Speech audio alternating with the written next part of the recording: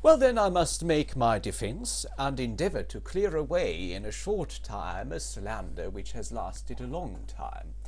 May I succeed, if to succeed be for my good and yours, or likely to avail me in my cause. The task is not an easy one, I quite understand the nature of it, and so leaving the event with God, in obedience to the law, I will now make my defence. I will begin at the beginning, and ask what is the accusation which has given rise to the slander of me, and in fact has encouraged Meletus to proof this charge against me. Well, what do the slanderers say? They shall be my prosecutors, and I will sum up their words in an affidavit. Socrates is an evil-doer and a curious person who searches into things under the earth and in heaven, and he makes the worse appear the better cause, and he teaches the aforesaid doctrines to others. Such is the nature of the accusation.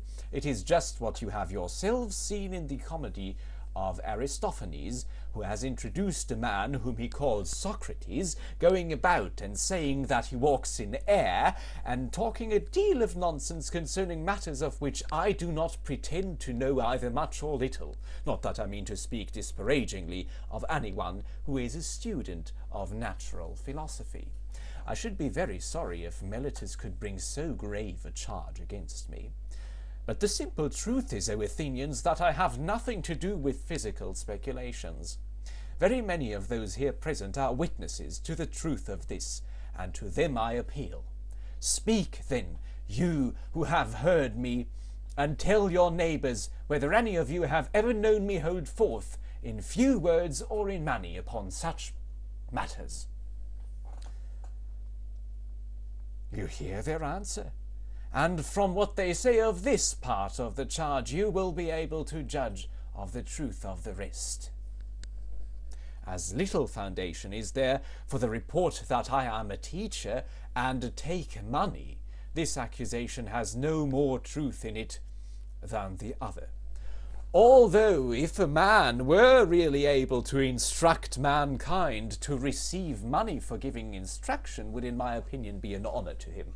There is Gorgias of Leontium, and Prodicus of Chios, and Hippias of Elis, who go the round of the cities, and are able to persuade the young men to leave their own citizens, by whom they might be taught for nothing, and come to them, whom they not only pay, but are thankful if they may be allowed to pay them. There is at this time a Parian philosopher residing in Athens, of whom I have heard, and I came to hear of him in this way. I came across a man who has spent a world of money on the sophists, Callias, the son of Hipponicus, and knowing that he had sons, I asked him, Callias, I said, if your two sons were foals and calves, there would be no difficulty in finding someone to put over them. We should hire a trainer of horses, or a farmer probably, who would improve and perfect them in their own proper virtue and excellence. But as they are human beings, whom are you thinking of placing over them? Is there anyone who understands human and political virtue? You must have thought about the matter, for you have sons.